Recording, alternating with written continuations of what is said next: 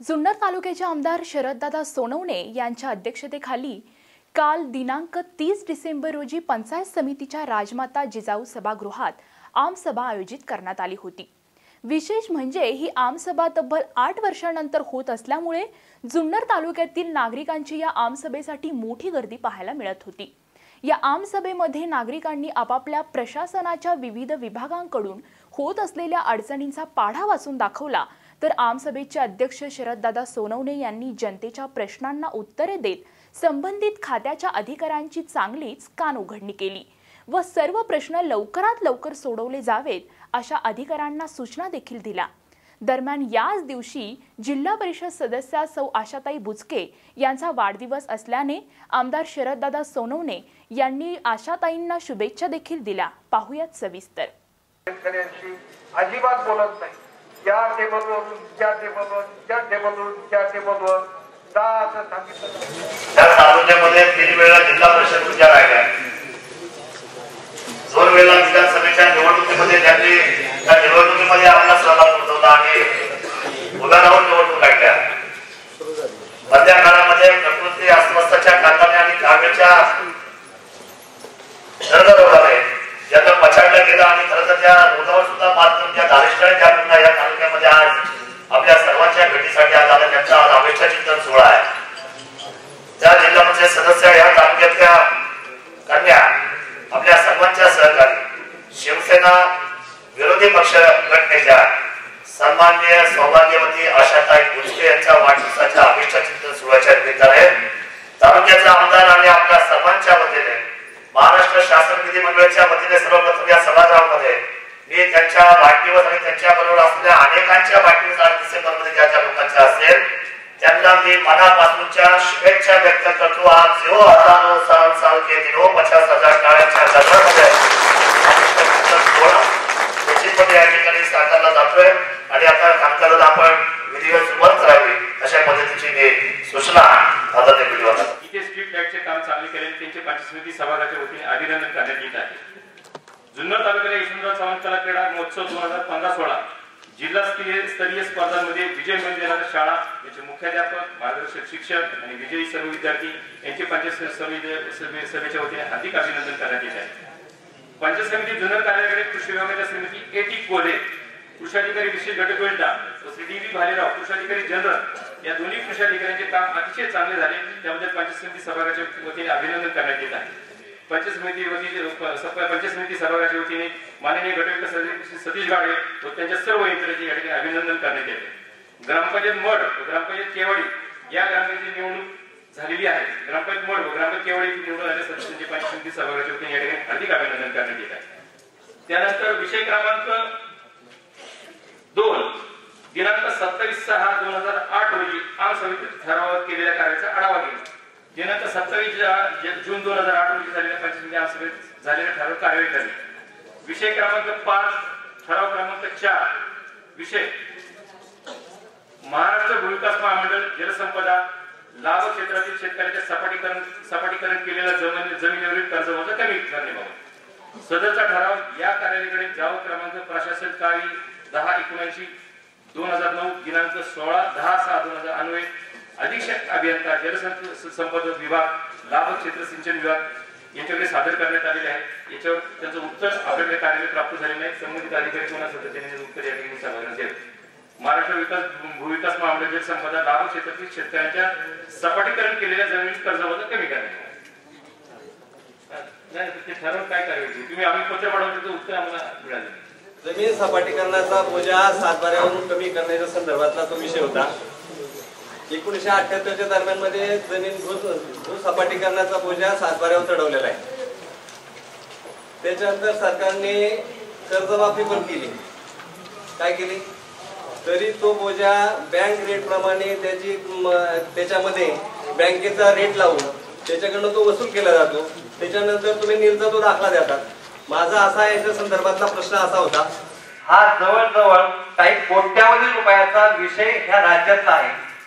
तर या संदर्भामध्ये आपला जलसंपदा विभाग किंवा पाटबंधारे खाते जे आहे जे भू विकास जे काही सपाटीकरणाचं जे कार्यालय होतं ते कार्यालय बंदही झालं नारायण होतं ते कार्यालय नगरला गेलं, याचं कुठलंही रेकॉर्ड आज रोजीला ह्यांच्या कार्यालयात उपलब्ध नाही.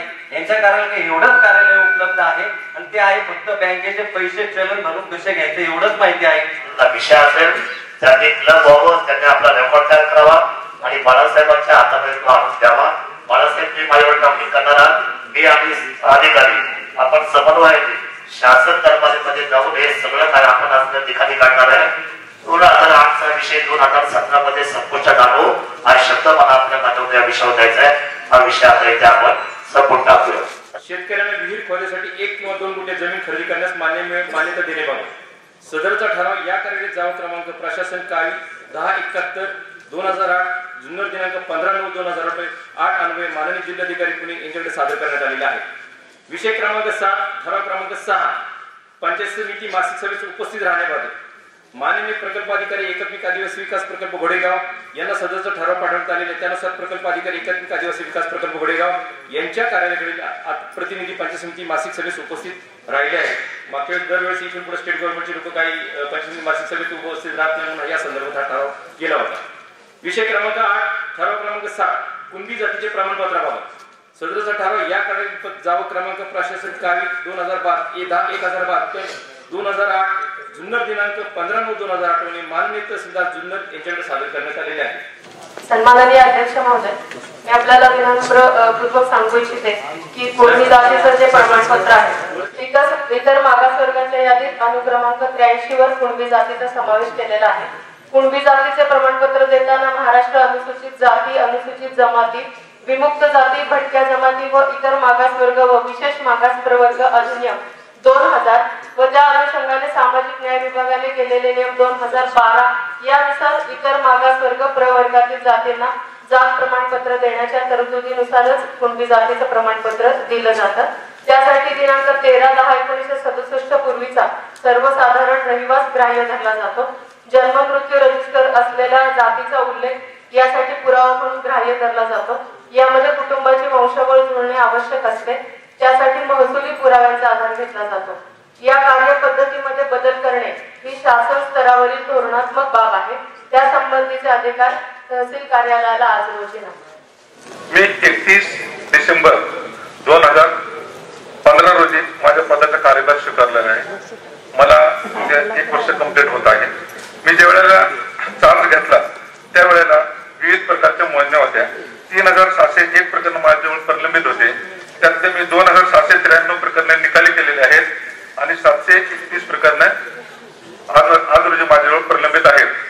त्याचप्रमाणे माझ्या खात्यामध्ये लोकायुक्त संदर्भ, आमदार संदर्भ, नगर परिषद संदर्भ यापैकी कोणतेही संदर्भ प्रलंबित नाहीत. मी ज्यावेळेला चार्ज घेतला त्यावेळेला सगळ्यात डोकेदुखीचा विषय म्हणजे एकत्रीकरण योजना, जमीन एकत्रीकरण योजना. जमीन एकत्रीकरण योजनेचे माझ्याजवळ 70 प्रकरणं प्रलंबित होती. आज रोजी माझ्या कार्यालयामध्ये फक्त 25 प्रकरणं प्रलंबित आहेत. ते चालू वर्षात ते सगळे प्रकरण मी निकाली करण्याबाबत आपल्या सगळ्यांना ग्वाही देतो. माझं नाव सुभाष साधू चौधरी, राहणार जुन्नर. माझं कपाळवाडीला 18 कोटी जमीन घेतलेली आहे. त्याची मोजणी अगोदर झालेली होती. 393 क्षेत्र 13 तर खरेदी करून 5 वर्ष झाली. मोजणी करता अर्ज दिले. आता डबल मोजणी झाली तरी सुद्धा त्याचं प्रकरणाचा काही निकाल झाला नाही, काही निर्णय लागलेला नाही.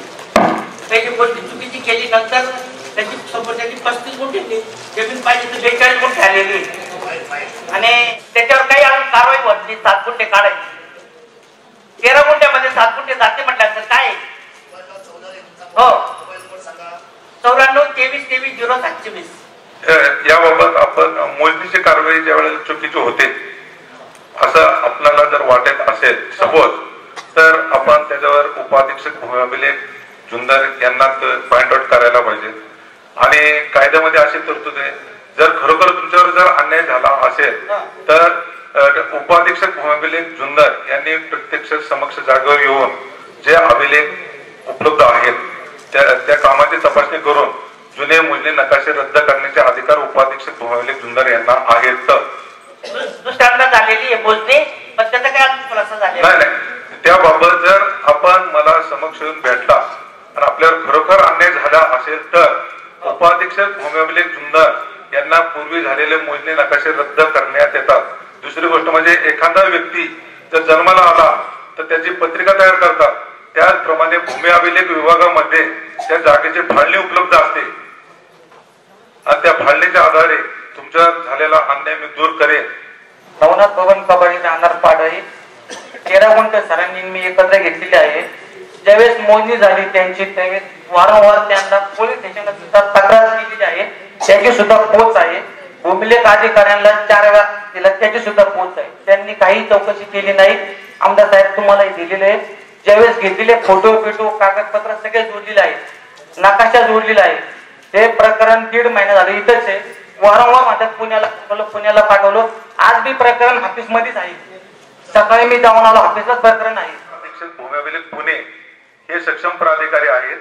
त्या अनुषंगाने सदरचा प्रकरण जिल्हा अधीक्षक भूमी अभिलेख पुणे यांच्याकडे पाठवल्यानंतर त्या जागेची रितसर चौकशी करून अभिलेख दुरुस्त करण्याबाबत त्यांनी ज्या वेळेला त्यांचे अधिकार मला प्रदान करतात अशा वेळी मी ते जे चुकीचे झालेले आहे ते अचूक नकाशा तयार करायला सक्षम प्राधिकारी आहे. जोपर्यंत वर्ण मला परवानगी मिळत नाही तेव्हा आपल्या प्रकरणामध्ये मी अहवाल तयार केलेला आहे. पुढच्या आठवड्यात मी ते पाठवून द्यायची व्यवस्था करतो. पाठवलेलं नाही नसेल गेला नाही गेला ना, पण सही केलेली आहे मी. कबाडी पाठवला जाईल. आणि मी डॉक्टर शेतकरी आहे याची त्यांना जाणीव देऊ नये. मी बसायला सुद्धा येत नाही. तिथे बसा सुद्धा म्हणत नाही. अतिशय उर्मटपणानं चालणारं डिपार्टमेंट आहे. याच्यावर वचक बसावा अशी माझी आमदार साहेबांना नम्र विनंती आहे. मी आरटीआयचे कार्यकर्ता आहे. सामाजिकही कार्य करतो. माझं 1989 साली आमचं 11 गुंठे जमीन आम्ही जबाबला एकूण काही करता दिलं त्यापासून लढतोय मी साहेब. साहेबांना माहिती आहे आता सगळं काय. ते फक्त मला घेऊन दिलं त्या बाप्पाचा आठला महिन्यात करतो त्यांनी म्हणजे प्रयत्न केले पण अपूर्ण प्रयत्न केले. परत दुसरं एक मोजणीला या समोरच्या पार्टीचे पैसे आम्ही भरले आमचे भरले. आमची परिस्थिती नसते. आमच्या गरीब परिस्थितीत आमच्या आईची माळ 2 गोळ्याची आम्ही विकून केस लढले. निकाल प्रोग्रेस आहे का? निकाल झालाय का? हो साहेबांना माहिती आहे ना सगळं. निकाल झालाय का?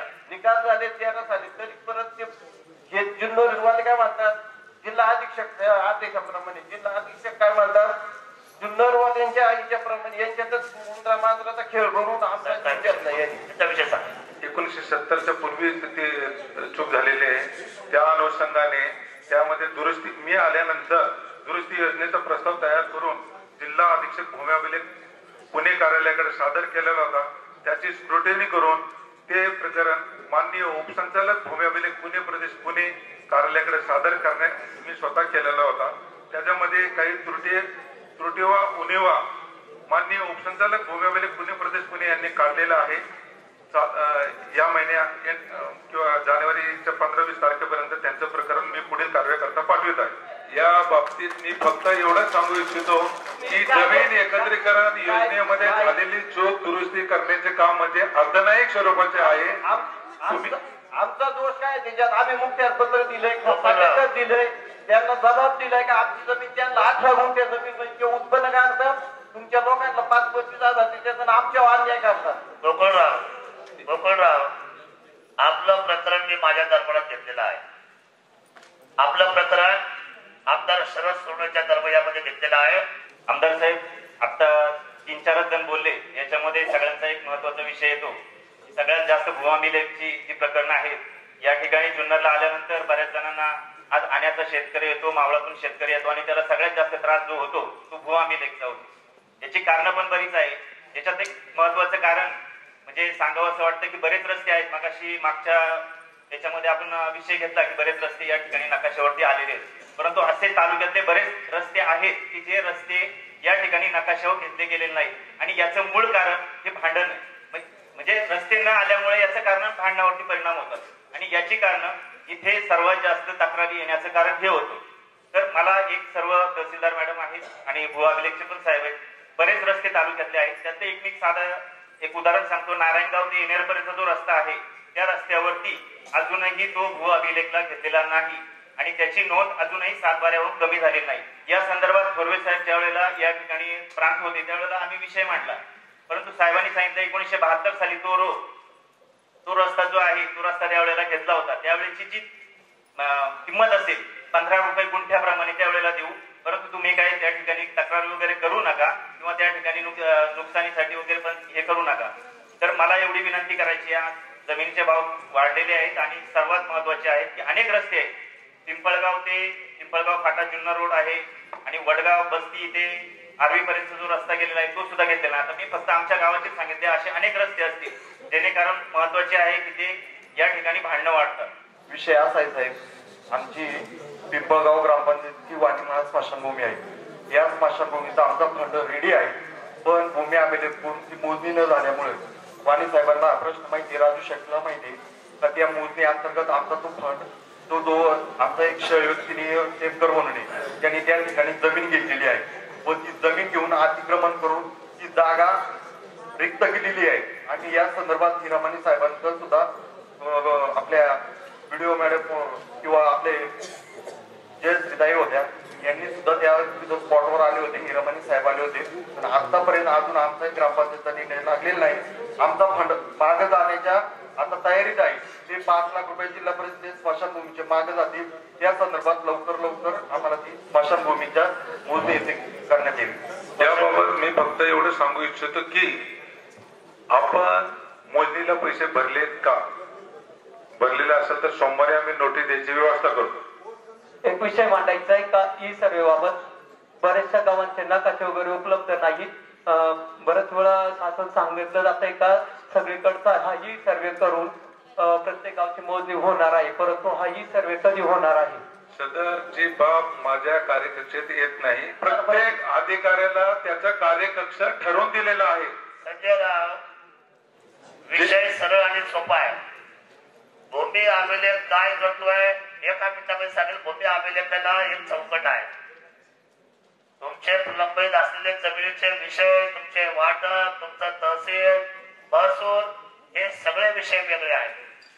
फक्त भूमी अभिलेखाचं काय काम आहे हे मुद्द्यात सांगा आणि म्हणजे भूमी अभिलेखाचा विषय संपू. भूमी अभिलेखचे जेवढे काय अर्ज असेल तर त्या सगळ्यांची सोडवणुकीची जबाबदारी मी स्वीकारणार आहे. म्हणजे मला पुढच्या विषयाकडे जायला भूमी अभिलेखाची जबाबदारी निश्चित करा. जे आमदार साहेबांनी जे जबाबदारी स्वीकारली त्या पद्धतीने मी सगळ्यांवर झालेला अन्याय दूर करण्याची आपल्या सगळ्यांना ग्वाही देतो. विषय संपलेला नाहीये. उपाधीक्षक भूमी अभिलेख जुन्नर या कार्यालयाकडून जागेच्या मोजण्या केल्या जातात. त्याचप्रमाणे मोजणीच्या नकाशाची प्रत दिली जाते. जमीन एकत्रीकरण योजनेमध्ये ज्या चुका झालेल्या आहेत ते वरिष्ठ कार्यालयाने दिलेल्या आदेशाप्रमाणे जागेवर जाऊन स्थानिक चौकशी करून अभिलेख दुरुस्ती केली जाते. त्याचप्रमाणे मिळकत पत्रिकेवर 122 खाली ज्या मिळकत पत्रिका उघडल्या गेलेल्या आहेत त्या मिळकत पत्रिकेवर खरेदी विक्रीचे व्यवहार केले जातात. एवढंच काम उपाधीक्षक भूमी अभिलेख जुन्नर या कार्यालयाचा आहे. भूमी अभिलेखच्या ऑफिसमध्ये मी नालपण सरांना गेले 6 महिन्यापूर्वी भेटलो होतो आणि आपले कागदपत्र जे गोपनीय आहेत हे झेरॉक्स साठी बाहेर जातात. तर या पुढच्या काळामध्ये त्या ठिकाणी गोपनीय कागदपत्र जर बाहेर जात असतील, अनेक गव्हर्नमेंटचे पेपर बाहेर जात असतील तर ते झेरॉक्स काढण्यासाठी आतमध्ये गव्हर्नमेंटचे मशीन्स असाव्यात. दुसरी गोष्ट, जे नवीन मशीन्स आलेल्या आहेत मोजणीच्या, पारदर्शकता त्याच्यामध्ये असते. आपल्या जेवढ्या लोकांनी जे कंप्लेंट्स केल्या हे मॅन्युअल ऑपरेटिंग आहे. मॅन्युअल ऑपरेटिंग मध्ये अरेंज काय होतंय मला माहित नाही, पण जनतेला माहिती आहे काय होतं ते. या पुढच्या काळामध्ये मशीन्स वापरल्या जाव्यात. त्यासाठी आपल्या ऑफिसला ज्या ज्या काही रिक्वायरमेंट असतील त्या आपण जिल्हा अधीक्षक यांना म्हणजे NM पाटील यांच्याशी पण मी संपर्क साधलेला आहे. त्यांनी सांगितलं की मला अजून कुठली रिक्वायरमेंट आलेली नाहीये तर मी काय देणार. तर त्यांनी सांगितलं थेटची रिक्वायरमेंट होते, झेरॉक्स मशीन दिली. मशीन्स नालपण साहेबांनी जर मागितल्या तर मी मशीन ताबडतोब देतो. तुमच्याकडे काय, मी तुमच्याकडे ह्यासाठी आलो होतो की तुमच्या अडचणी काय आहे की तुम्ही का झिरो पेंटिंगचं काम पूर्ण करू शकत नाही. तर तुम्हाला म्हणाले मशीन नाहीये, एकच का दोनच तुमच्याकडे मशीन. मला वाटतं मी यापूर्वी सुरुवातीला या प्रश्नाचं उत्तर दिलेलं आहे. ज्या वेळेला मी चार्ज घेतला त्या वेळेला 3601 प्रकरण माझ्याजवळ प्रलंबित होते. मी 2693 प्रकरणे निकाली केलेले आहे. 731 प्रकरणं माझ्यावर प्रलंबित आहेत. आणि आपण जे ETS मशीनच्या बाबतीत बोलता याबाबत मी MP पाटील साहेबांशी बोलणी केलेली आहे. त्यांनी फेब्रुवारीमध्ये तसा प्रस्ताव द्यावा, म्हणजे मार्च एप्रिल मध्ये तुम्हाला ETS मशीन पुरवले जाईल याबाबत मला सांगितलेलं आहे. आपण किती मशीन मागवले आहेत ते सादर करावं. 2 मशीन मागवणार आहे, मागवल्या नाही. जुन्नर तालुक्याचं क्षेत्र किती आहे, मोजणीचा रिक्वायरमेंट किती आहे, याप्रमाणे जरा कॅल्क्युलेशन करा. माझ्याजवळ आता सध्या ETS मशीन मागवण्या इथपर्यंत प्रकरण प्रलंबित नाही. तर 731 प्रकरणं माझ्यावर प्रलंबित आहे आणि ती प्रकरणं त्यातले 350 प्रकरणं मी वाटप केलेले आहे. जनतेची मागणी आहे टेबलनी मोजणी नको, ETS मशीननी मोजणी पाहिजे. त्याकरता मी फेब्रुवारीमध्ये मला ETS मशीन देण्याच्या बाबतीत माझ्या वरिष्ठ अधिकाऱ्याने मला ग्वाही दिलेली आहे. आपलं नाव नाही सांगितलं, आपला मोबाईल नंबर नाही सांगितला आणि मला येऊन भेटा नाही. ते आहे ना तालुक्यात, एकदा मला येऊन भेटा. तुमच्या डोक्यातला जेवढा काय मुद्द्यात काय तुम्हाला एकदा समजून सांगा. आपण करू ना सरकारला या बाबतीमध्ये नेटवर्किंगला आणू. आपण 100% प्रयत्न राहील. आपलं नाव सांगा. राहिला थोडस आमदाराला भेटत नाही तुझ्या भेटायला. बऱ्याच कंप्लेंट माझ्याकडे आल्या का आपली तातडी आणि जनरल जे लोक मोदीला अर्ज टाकतात तो तुम्ही किती दिवसात त्याची मोदी केली जाते. जनरल आणि VIP म्हणजे तातडीची तुम्ही किती दिवसात ती करू शकता. बरेच अर्ज येतात, जो काही देतो घेतो त्याची पटकनी येते. तो बिचारा साधा भोळा माणूस असतो, तो गेला त्याला. आता बरंच लोकांनी सांगितलं या नंतर नोटीस बोर्डवर तारीख लिहिली जाईल, 31 रुपये तारीख दाखवली जाईल, म्हणजे विषय सपोर्ट टाकू आपण. हे महत्वाचं आहे. चला पुढे. व्यापक जनहिताचा प्रश्न म्हणून या निमित्ताने सांगतो का साहेब, आपल्याकडे अभिलेख म्हणून जे आहे, मग तो भूमी अभिलेख असू द्या किंवा महसूलचा अभिलेख असू द्या, दोन्ही अभिलेख कार्य लक्षात घ्या. व्यापक सर्वांसाठी तो प्रश्न आहे, अत्यंत महत्वाचा जिव्हाळ्याचा विषय आहे. अभिलेख कार्यालयातून जर नकला पाहिजे असेल तर आपण रितसर अर्ज करतो, त्याची असणारी फी भरून घेतली जाते साहेब. फी भरून घेतल्याच्या नंतर त्याला त्या नकला मिळाल्या पाहिजे. पण त्या असं होतंय का त्या अभिलेख मधून ते जे रेकॉर्ड आहे ते बाहेर जातं, तिथे झेरॉक्स काढल्या जातात. त्याचे पैसे तो ज्याने अर्ज केलाय त्याने भरायचे, अभिलेखच्या नकलेचे पैसे यांनी घ्यायचे. आणि जेवढी रक्कम, आता मला असं म्हणायचंय का ह्या भूमी अभिलेख असेल किंवा महसूलचा अभिलेख असेल, मला तर असं वाटतं एवढे पैसे लोकांनी अभिलेखच्या नकलापोटी भरले की 4-4 मशीन आल्या असत्या. आणि मग ह्याचं जे होतं पैसे जमा होतात, हे जमा होणाऱ्या पैशामध्ये जर 4 मशीन जर येत आहेत, स्वतःच्या खिशातल्या पैशांनी जर झेरॉक्स करावा लागत असतील, तर मला म्हणजे सर्वसामान्य जो नागरिक आहे त्या जो पैसे देऊन सेवा घेतो त्याला जर खिशातले अभिलेख जे रेकॉर्ड बाहेर जातं त्याच्यातलं किती रेकॉर्ड परत जागेवर येतं. आणि मग प्रत्येक वेळा अनेक वेळा असं सांगितलं जातं नकाशा उपलब्ध नाही, अभिलेख नाही. आणि मग ते रेकॉर्ड उपलब्ध करण्यासाठी त्याला वाढीव रक्कम द्यावी लागते. म्हणण्यापेक्षा जिल्हा अधीक्षक भूमी अभिलेख कार्यालयात जा अशी उत्तरं सांगितली जातात. माझं स्पष्ट मत आहे, येणाऱ्या जानेवारी 2017 मध्ये भूमी अभिलेख कार्यालय, महसूलचं भूमी अभिलेख कार्यालय याच्यामधलं रेकॉर्डचं एक पान सुद्धा बाहेर जाता कामा नये. तर पहिल्यांदा त्या ठिकाणी मशीन आणा आणि ह्याचं अभिलेखचे जे नकलापोटी पैसे भरून घेतले ते पैसे गेले कुठे त्याचा हिशोब तुम्ही या ठिकाणी सभागृहाला द्यायचा आहे. जेव्हा शुल्क आपण आकारला जातोय त्या शुल्काची जबाबदारी काय आहे, कशी आहे? भूमी अभिलेख विभागामध्ये ज्या मोजणी फी, नक्कल फी स्वीकारली जाते, ज्या नकलाच्या नक्कल फी स्वीकारली जाते, म्हणजे प्रत्येक डिपार्टमेंट बद्दल बोलतो मी, ते प्रत्येक हेड खाली दर आठवड्याला उपकोषागार अधिकाऱ्यामध्ये ते पैसे भरले जातात आणि त्याच्या ते पैसे चलनाने भरले जातात. त्याचे एक नोंदवही अद्यावत ठेवलेले आहे. जर आपण सोमवारी आला तर मी ते किती पैसे जमा झाले, किती तारखेला भरले, आमच्याजवळ कधी जमा झाले, कधी भरले याबाबत डिटेल मध्ये ते सगळे पैसे गव्हर्नमेंट खात्यामध्ये जमा करतो. इथे बसल्या सगळं सिस्टमला असं म्हणणं आहे, जरा व्हाईट पेपर आणा आणि प्रत्येकाच्या हातामध्ये एक कागद पाठवा, ज्यांच्या काही लेखी करणारे एक प्रायोगिक असलेल्या म्हणजे सकारात्मक दृष्टीने एक 7-8 विषय आपण प्रत्येक खात्याचे घेतले पाहिजे. तालुका 5 लाख लोकसंख्येचा आहे. निश्चितपणे सर्वांच्या भावना सभेमध्ये या ठिकाणी व्यक्त करत असताना आपले लेखी अर्ज हे माझ्या दरवाजा, मी तुम्हाला शब्द देतो या जानेवारीच्या शेवटच्या 31 तारखेपर्यंत भूमी अभिलेखाच्या बाबतीमध्ये जेवढ्या काही लेखी तक्रारी आहे त्या तक्रारीची एक पोस्ट माहिती द्यायची आणि संबंधित भूमी अभिलेख त्यांना द्यायची. त्याच्यावर तुमचं नाव, गाव आणि फोन नंबर लिहून टाकायचा. निश्चितपणे पुढच्या आठवड्यामध्ये माझा स्वतः फोन येणार. याचा 1 दिवस मी निश्चित करणार. त्या 1 दिवसामध्ये ही सगळी प्रकरणं आपण साहेब निकालामध्ये काढणार. तुमच्या वारंवार अडचणीमध्ये हा मध्यमार्ग आपण स्वीकारलेला आहे. निश्चितपणे या आमसभेचं उत्तर आपल्याला आपल्या समाजाच्या दिशेने घेऊन जाण्याची जबाबदारी मी स्वीकारलेली आहे. विषय क्रमांक 2 साठी व्हिडिओ साहेब. माझे नाव मोहिते. मी सहाय्यक वन संरक्षक म्हणून वन संरक्षक जुन्नर कार्यालयात कार्यरत आहे. जुन्नर तालुक्याचं वन खात्याचं क्षेत्र एकूण 22,893 हेक्टर क्षेत्र आहे. तर जुन्नर आणि ओतूर असं 2 वनक्षेत्रामध्ये ते विभागलेलं आहे. जुन्नर वनक्षेत्रामध्ये 10,117 हेक्टर, ओतूर वनक्षेत्रामध्ये 12,776 हेक्टर क्षेत्र आहे. 2 वनक्षेत्राकरता 2 वनक्षेत्रपाल कार्यरत आहेत.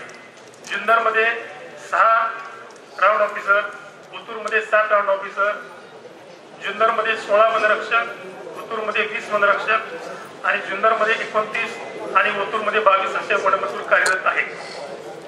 एकंदरीत माणिकडोह बिबट निवारण केंद्र 10/7/2016 रोजी अतिवृष्टीमध्ये जे भूस्खलन झालं त्या भूस्खलनामध्ये माझा बैरीनाथ देव आमचं देवस्थान पश्चिम पट्ट्यातलं आदिवासी लोकांचं जागृत देवस्थान, ते देवस्थान त्या भूस्खलनामध्ये गाडलं गेलं. त्या देवाचा शोध आजही आम्हाला त्या ठिकाणी लागत नाहीये.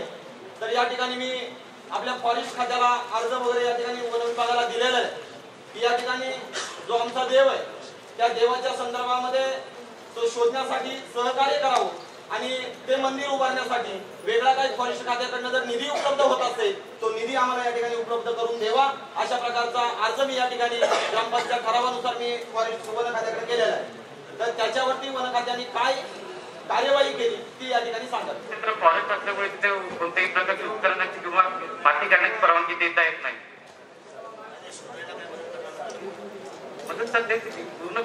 माती पूर्णपणे काढणे नाही. प्रत्येक जागेवर जाऊन आलोय. तिथे उत्खनन करण्याची परवानगी नसल्यामुळे आपण तसं काही करू शकत. मला 4 महिन्यांपूर्वी माझ्या शेतावरच्या घरी बिबट्याने जवळजवळ 2 गाभण शेळ्या मारल्या घरामध्ये प्रवेश करून. तर या गोष्टीला 4 महिने झाले नाही. म्हणजे पंचनामा वगैरे झाला, कागदपत्र वगैरे दिलेली, परंतु नुकसान भरपाईचा चेक वगैरे मिळाला नाही. त्याच्यानंतर मला अजून एक प्रश्न आहे की गाभण शेळ्या म्हणजे एका शेळीच्या पोटामध्ये समजा 3 बकरं 100% असते. बाजारामध्ये तिची 15 ते 20,000 रुपये किंमत आहे. कुठं घडलेली घटना आहे तर सांगाल का? ही घटना कुठं घडलेली आहे? गाव कुठं आहे? शिरोली खुर्द या गावात घडलेली आहे. 4 महिने झाले. पंचनामात काही लोक आले होते. पंचनामा वगैरे केला, कागदपत्र सबमिट केली असेल तर त्या दिवशी एकही दिवस आम्ही थांबून ठेवत नाही. त्याच दिवशी प्रकरण आमच्याकडून खाली जातं. तर प्रकरण आपण ऑफिसला या, आपण मला नाव सांगा, मी खात्री करून तुम्हाला स्वतः मला मोबाईलवरती फोन करून साहेब. माझा हा एकट्याचा प्रश्न नाहीये. हा तमाम माझ्यासारख्या लोकांचा जे 3,000 रुपये नुकसान भरपाई शेळी पाठवण्यात मिळते ही साहेब अत्यंत कमी आहे. 11/11/2016 पासून शेळी, मेंढी ह्या छोट्या जनावरांसाठी 3,000 वरून 6,000 रुपये झालेलं आहे. मोठ्या जनावरांचं 3,000 रुपये झालेलं आहे. मी जो हा काही प्रश्न करणार आहे हा 2 विभागाशी संबंधित आहे आणि दोन्ही विभाग याची उत्तरं द्यायला टाळतात.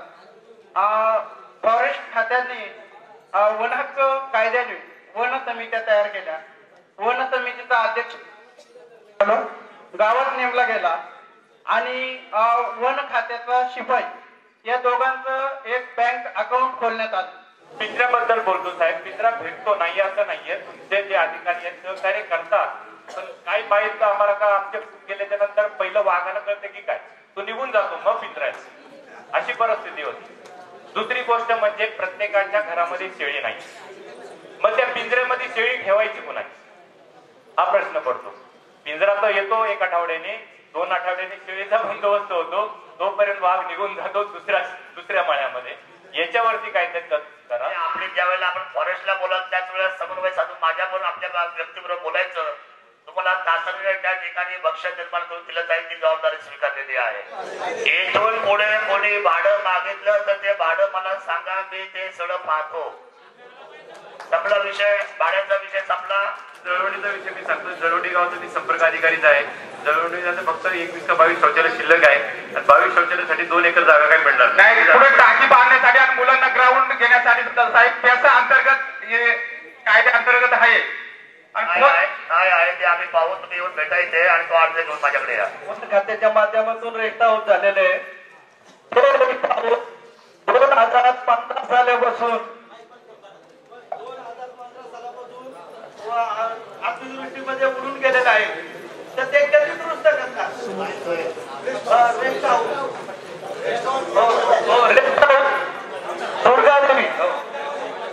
यानंतर पुढचा विषय तालुका कृषी अधिकारी जुन्नर. सभागृहामध्ये सांगायचं आहे की या जानेवारी पासून आपण वर्षाचे 4 विभाग करूया आणि 3 महिन्याला एक असं कृषी अधिकाऱ्यांचं आणि त्यांच्या सर्व सहकाऱ्यांचं जुन्नर तालुक्याचं एक व्यासपीठ शेतकऱ्यांसाठी निर्माण करूया. या जेवढ्या काही योजना आहेत, 1 दिवसाचं शिबिर, त्याच्यामध्ये शेतकऱ्यांना आपण जलपान, त्या ठिकाणी त्यांचा असलेला अल्पोपहार आणि शेतकऱ्यांना या सगळ्या योजना, सगळे तक्ते जानेवारी पासून आपण ही सुरुवात करूया. जर 3 महिन्याला म्हणजे वर्षातले 12 महिने म्हणजे आपले किती होतील? 4.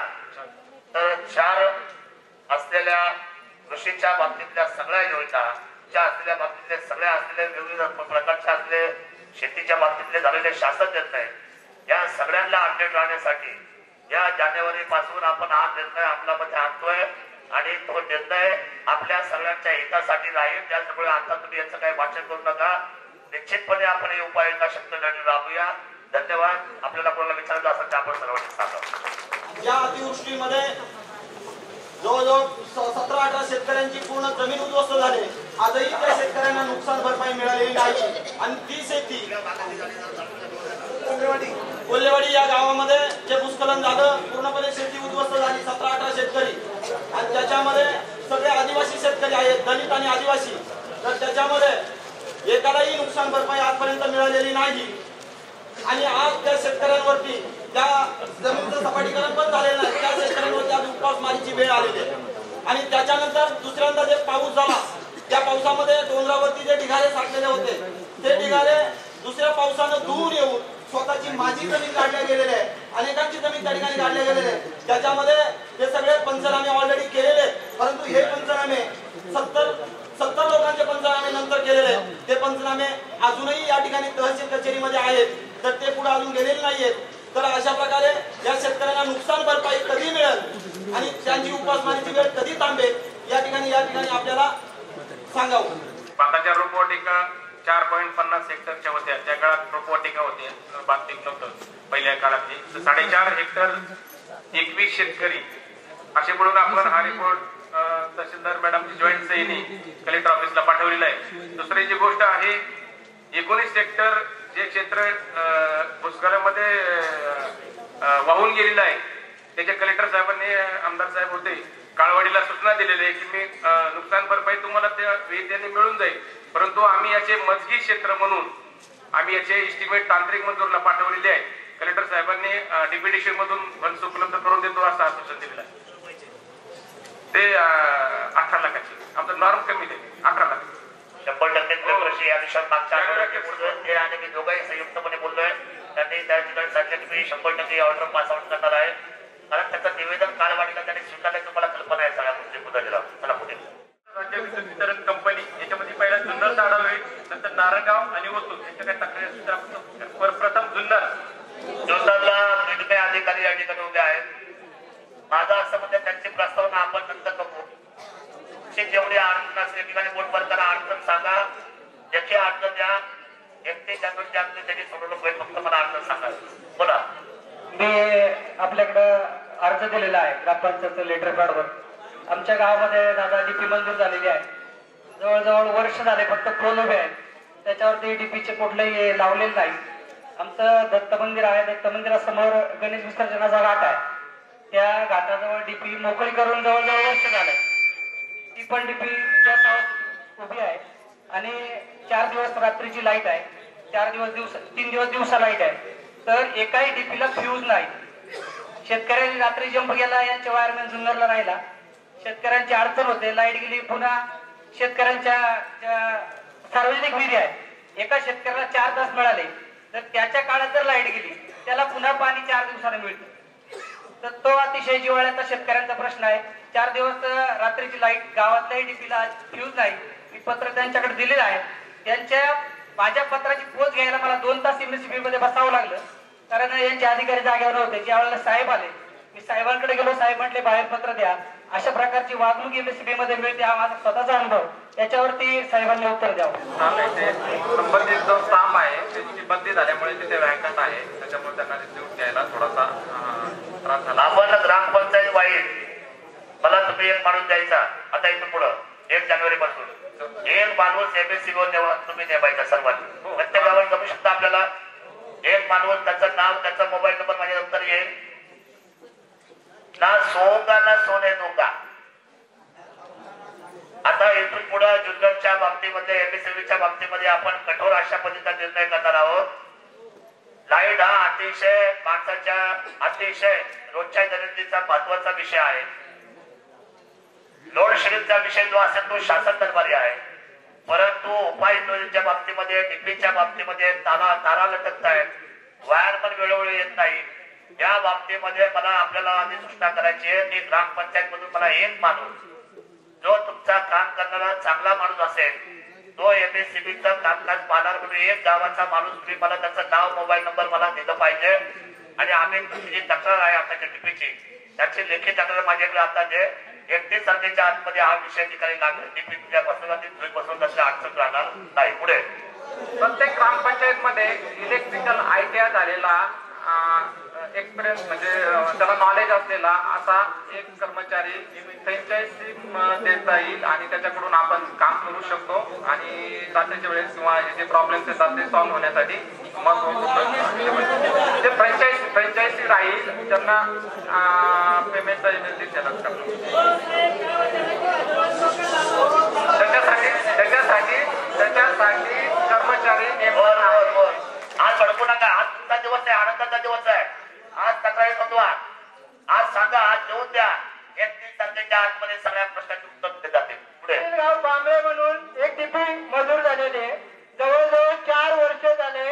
आज शेतकऱ्यांचे आम्ही एवढे शेतकरी सकाळी दिवस पाळीला निम्मे आणि रात्र पाळीला निम्मे असे 4 का 6 वर्ष झाले. त्याचा कोटीचे टेंडर सगळं झालेले, पण डीपी काही झालेली नाही. दुसरा प्रश्न, आंबोलीला 3 महिने झाले डीपी उभी करून ठेवले, फक्त पोस्ट, बाकीचं काही बसवलेलं नाही. ही अवस्था काय आहे याचं सविस्तर माहिती द्यावा. पुढचा विषय राज्य शासनाचा शबरी आदिवासी विकास वित्त व विकास महामंडळ जुन्नर शबरी आदिवासी माझ्या खात्यामार्फत राज्य रस्त्यावरील आज रोजीला 100% खड्डे भरलेले आहेत. त्याच्यानंतर प्रमुख जिल्हा मार्ग रस्त्यावरील 70% खड्डे भरलेले, 30% खड्डे भरलेले. आज माझे 9 युनिट चालू आहेत. त्याच्यामुळं येत्या 15 तारखेपर्यंत, 15 जानेवारी पर्यंत जुन्नर तालुक्यातले माझ्या अखत्यारीतील सर्व रस्ते मी पूर्ण खड्डे मुक्त करणार आहे. एक मिनिट आमदार साहेब, माझं नाव युवराज सोनोलांडे, मुक्का पोस्ट अंजनावळे. साहेबांनी सांगितलेलं माहिती अत्यंत बरोबर असेल किंवा खोटी असेल मला माहिती नाही. आज वैसाखरे नाणेघाट रस्ता जर म्हटला म्हणजे आज नवळ्यापासून तर माणिकगाव मार्गे जर म्हटलं तर तुम्ही म्हणतात खड्डे बुजवले खड्डे, असे तर तिथं कुत्र्याला चालता येत नाही तर माणसं कधी चालणार? कबर इतके खड्डे आहेत साहेब. आम्ही जर शहरातच बघत असतील तर ग्रामीण भागाचं काम करणार कोण? हा प्रश्न महत्वाचा आहे साहेब. राजूर नंबर 1 ला खड्डे तुम्ही कामं करशाल तेव्हा करा, पण आमचे जे खड्डे आहेत ते पहिल्यांदा हे करा.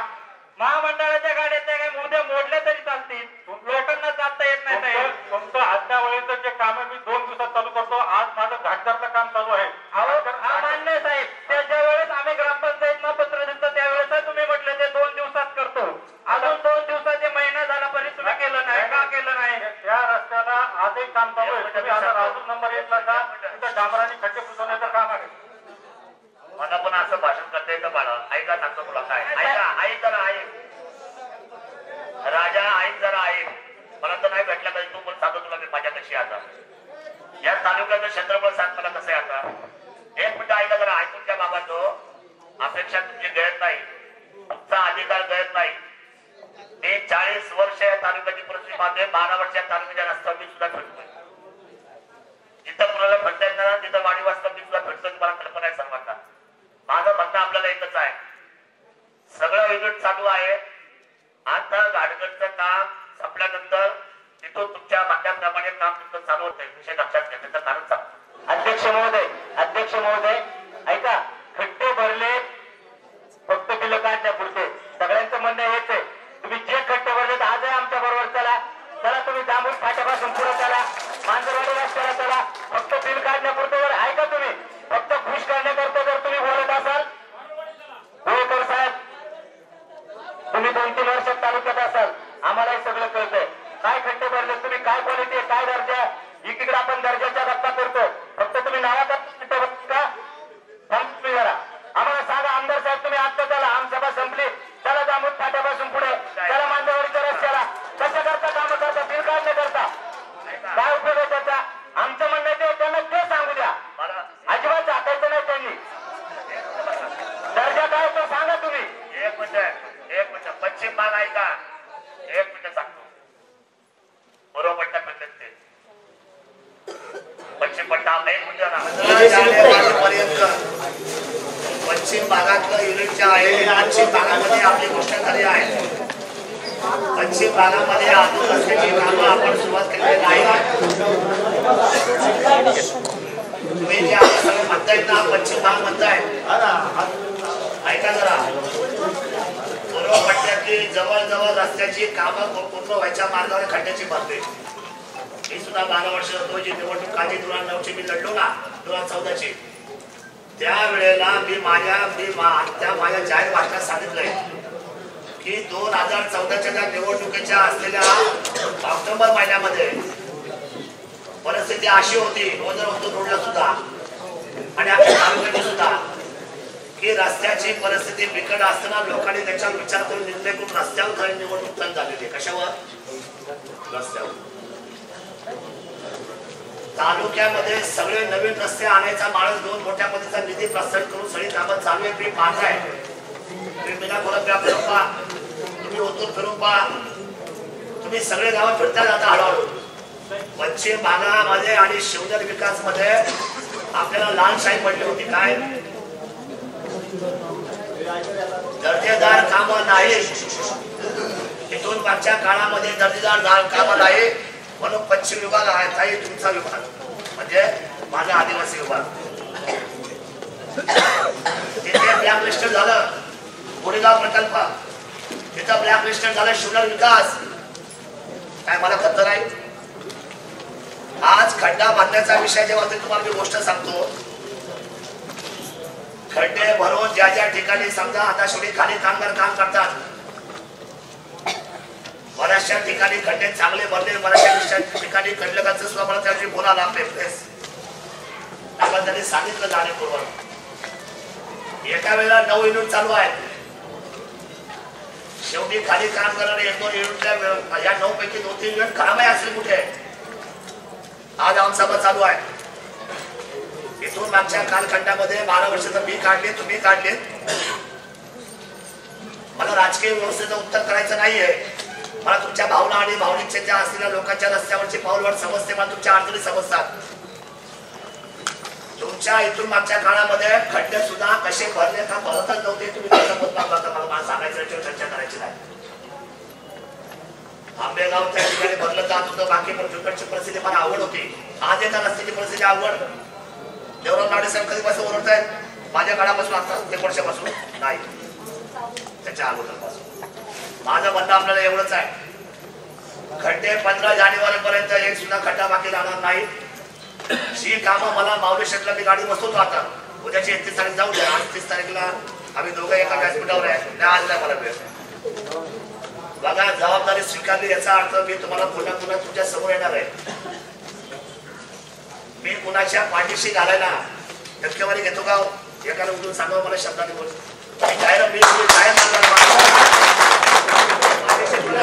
पाठीशी हा शब्द माझ्यासाठी कलंक आहे. पाठीशी पाटीलचे हा शब्द माझ्यासाठी शरद सोडूसाठी कलंक आहे. पर्याय आयुष्यातून उद्ध्वस्त होईल, परंतु कलंक माझ्या पाटील आणि माझ्या नावाला मी लावून कधी घेणार नाही.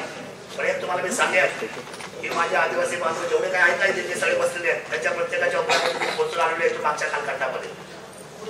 आणि जोपर्यंत पश्चिम भाग रस्त्याने मी त्या ठिकाणी पारदर्शक आणि उंच करत नाही, तोपर्यंत जुन्नर तालुका वैभव संपन्न होणार नाही. हे सुद्धा मी तुम्हाला जबाबदारी सांगतो. मी भाषणाला उभा नाही, मी सत्यपणे सांगतोय, जीवाचा आकार करून सांगतोय. कारभार मोठा आहे. लाईन पाहिली तर 135 किलोमीटरचा असा आहे, असा 25 किलोमीटरचा आहे. रस्त्यावर मोठ्याला युनिट चालू आहे. मधल्या काळामध्ये डांबर संपलं, पैशाची गडबड झाली, 500,000च्या नोटा गेल्या, अडचणी वाढल्या, 1 महिना युनिट थांबून राहिलं. ही वस्तुस्थिती आहे की नाही? आपल्यापर्यंत यायला पाहिजे होतं, आतापर्यंत काम संपायला पाहिजे होतं. मला मान्य आहे, डिसेंबर 1 पर्यंत काम संपून जायला पाहिजे होतं, झालं नाही. माझं म्हणणं असं आहे आपल्या सर्वांना, 2 गोष्टी मी स्वीकारण्याची जबाबदारी आहे. पावले शिक्षी वेळ घेऊन मी स्वतः आमदार जरी असेल तर मी खाली वाकून त्यांना विनम्रपणे फोन करेन आणि मी त्यांना गाडी बसवून जिथं तुम्हाला वाटतं ना ते रस्ते पुन्हा खड्डे भरून द्यायची जबाबदारी आमदार म्हणून मी स्वीकारली. दुसरी गोष्ट बाबा तुम्ही आणि दावत सैमकडे मला मान्य आहे. मी आता मधल्या काळामध्ये 2 दशकाला वर आलो होतो आपल्याला आलो का नाही.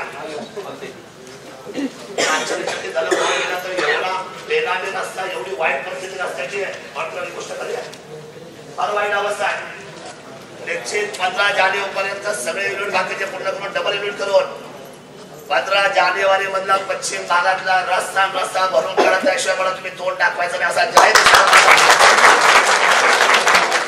जिल्हा परिषदेचे जे आपले ग्रामीण मार्ग असतील ना त्याच्या मात्र अडचणी आहेत, त्या मी मान्य केलेल्या आहेत. त्याच्यासाठी मला निश्चित 1-1 8-8 किलोमीटर रस्ते आपल्याला बनावे लागतील. आपण त्याच्या आडाखे तयार करू, आढावे घेऊ. परंतु प्रमुख राज्य मार्ग, त्याच्या अखत्यारीतले मार्ग, त्या अखत्यारीतले असलेले खड्डे लक्षात घ्या. गलत करू नका. कधी कधी काय होतं, गावात चालू रस्ते यांचा काही संबंध नाही आणि आमदार काय बोलले होते नाही. मी सांगतोय आपल्याला जबाबदारीने राज्याच्या वरती जो विषय आहे एमपी आमचा प्रमुख रस्त्यांचा, त्या सगळ्यांची जबाबदारी स्वीकारली. त्यांना पाठीशी घालणार नाही. जानेवारीच्या पहिल्या आठवड्यामध्ये माऊली शेठची मिसळ खाऊन त्याच्याबरोबर साहेबांबरोबर आखे रस्ते पुन्हा करून देणार, खड्डे भरून देणार. आम्ही दोघे मित्र आहोत, जबाबदारीने काम करू. आपल्या सर्वांनी आमचं म्हणणं येत आहे, तुम्ही जे म्हणता दर्जेदार व्हायला पाहिजे, दर्जेदार दोन वेळा का करायला त्याचं कारण त्याला सांगतो मी. ऐका सांगतो माऊली शेठ, उत्तर सांगतो त्याचं काय सोपं आहे. काय सांगतो तुम्हाला, कसं सांगतो, पाठीशी नाही, पाठीची शब्द मला ते पाहिजे सांगतो ना, सांगतो मी. असं आहे नाही असं आहे की 9 युनिट पैकी 6 युनिटला जिथं चांगली कामं झाली, 9 पैकी बघा माणसं काही काम करतात. हे मॅन्युअल आहे. जसं आपण एखाद्या शेतामध्ये कांदा लावायला आपण त्याला लागवड करतो, जर तिथं सुद्धा कधी अशा परिस्थितीमध्ये एखादी बाई जर चुकीची त्या ठिकाणी काम करायला आढळली तर मात्र बाकीचं शेजारी दिसतात, एखादीचं वाकडं दिसतंय. तशीच परिस्थिती 9 पैकी जे तुम्ही पाहिजे. आता तालुका आपण हिंदू 70% सर्टिफिकेट तुमच्याकडून घेईल, 30% उखडले किंवा 30% जर समजा ज्या खालच्या लेबर लोकांनी करा हे कुठं विचार करत असेल यांनी तुम्हाला सांगितलं साहेब, एकदा हा एक राऊंड उद्या काही ठिकाणचे खरोखर डॅमेज झालेले मान्य करत जाते. माझ्याला आढावा देखील आलेला आहे. जसा कृषीच्या बाबतीमध्ये जयंतने जलयुक्त शिवाराचा आढावा दिला, तिथं 3 लोकांना त्यांनी नोटीस घेतली, पुन्हा डबल काम करायला लावलं. बरोबर की नाही? तुषार विधायक तुषार देशमुखने कळवले. ऐका किती आता ज्या जलयुक्त शिवारामध्ये जयंतीच्या ठिकाणी सर्वेक्षण केलं, त्या सर्वेक्षण मध्ये आपण सुद्धा जलयुक्तला परत काम करायला लावलं. जसं पीडब्ल्यूडीच्या खालच्या युनिटने ज्या ठिकाणी 9 पैकी 3 युनिटने परत काम केलं असेल, ते आम्ही जबाबदारी घेऊन पुन्हा एकदा त्या युनिटचं काम बळीकर असेल आपण सर्व मंडळी असाल हे करूया. सचिन त्याप्रमाणे बोललाय, जिल्हा परिषदचा विषय रस्त्यांचा बांधा घेऊन पश्चिम विभागाचं 15 जानेवारी पर्यंत डेडलाईन आहे. आपला रस्ता बाकी राहणार नाही, मोठे सगळे रस्ते पूर्ण केले जातील. वाईट अवस्था आहे, निश्चितपणे या बाबतीमध्ये सूचना केलेली आहे. पीडब्ल्यूडीचा विषय आपण संपवूया. आणि मी आता आम सभा याच्यासाठी पद्धतीने तुम्हाला याचा शाश्वत उत्तर करूया. निश्चितपणे याच्यात मला पुढे जाऊ. व्हिडिओला माझी विनंती आहे. आदिवासी भागाचे कोणी बांधव नाही, मी पत्रकार आहे, त्यांचे प्रश्न मी वृत्तपत्रातून मांडण्याचा प्रयत्न केलेला आहे, पण आज ते तुमच्याकडून मांडत नाहीये म्हणून मी सांगते. मोठा माणूस शौचालय पण तिथे आज रस्ता नाहीये. 2-3 किलोमीटर अंतरावरून ते साहित्य वाहून येत आहे. साहित्य वाहून लोक आजारी पडते. सांगतो बातमी लावू द्या. आपल्याला प्रॅक्टिकल जायला पाहिजे. आता परिस्थिती काय आहे मी तुम्हाला सांगतो. तिथं तुम्ही कोटमध्ये जाऊन आल्या. 1 मिनिट तसं नाही उत्तर. आपण आल्या तालुका मी संवर्धन करतोय. कोटवाडीच्या रस्त्याची अवस्था आपण एकत्र दौरा करू. काय अडचण आहे ही प्रॅक्टिकल सांगा. आता मध्ये साहेबांनी युक्ती वाचून दाखवली रस्त्याच्या बाबतीत तालुक्यातील. त्याच्यामध्ये काय प्रस्तावित रस्ते दाखवले त्यांनी. त्याच्यामध्ये तांडव तावड किंडकोड रस्ता हा प्रस्तावित मध्ये टाकलेला आहे का याचा आम्हाला आढावा पाहिजे. आणि जर नसेल टाकला तर सर्वे करून प्लॅन एस्टिमेट करून बजेटला त्याची मला वस्तू द्या. एवढं बोलून मी थांबतो. पाणी सोलापूर जिल्हा पंढरपूर भागात खाली जाते आणि आमच्या ग्रामीण भागात आम्ही पाणी पाण्यासाठी वनवास फिरतोय, पण आम्हाला शिल्लक पाणी भेटत नाही. थोडं पाणी पुढे जातं फक्त आणि तिथून पुढे आम्ही पुढं पाणी आम्ही वाटीनं पाणी भरायला जातो पुढं जरा आपल्याला. मग आता प्रत्येक 5 वर्षाला निवडणुका येतात. सगळेजण म्हणतात आम्ही तुमच्या गावाला पाणी देऊ, पाणी पुरू, पादर तलाव काढू, टाक्या बांधू, एसटाव धरणाचं पाणी आणू, पिंपळगाव धरणाचं पाणी आणू. आतापर्यंत किती काही मतदान झाली, किती निवडणुका झाल्या, पण आतापर्यंत आमच्या गावांचा आमच्या महिलांच्या डोक्यावरचा हांडा कमरेवर अजून आला नाही. आमच्या आदिवासी लोक कुठपर्यंत कणमुळे खाऊन जगतील. आतापर्यंत आम्ही खरोखरच कणमुळे खाऊन जगलो आणि इथून पुढेही बी तेच चालेल. आमच्या लोकांना कधी सुख येणार आदिवासी लोकांना. पारनेरला पाणी, तिकडचं सगळं सोलापूर पंढरपूर भाग काय असं तो भाग तिकडं पाण्याखाली सगळीकडं भरपूर पिकवा, गाजरा पिकवा. गाजरा 40 रुपये किलो, 50 रुपये किलो. मेथीची भाजी 20 रुपये गड्डी. आमच्या आदिवासींनी ती बंदर फाट्यावर काम करायचं. ती 20 रुपयाची एक गड्डी, त्याच्यातून पैसे तिथं जमा करून बाकीचं धान्य धुन्य घेऊन यायची ना कसं तरी जायचं आणि तो पोटाचा उदरनिर्वाह करायचा. आणि दुसऱ्या दिवशी आमची महिला पुन्हा तिथंच कामाला येणार. पुन्हा भाजीपाला एवढा महागाचा घेतो. सांगा आमच्या महिलांना किती पैसे मागा शिल्लक राहत असतील. मग आमच्यासाठी जर कधीच काही कोणी करीत नाही.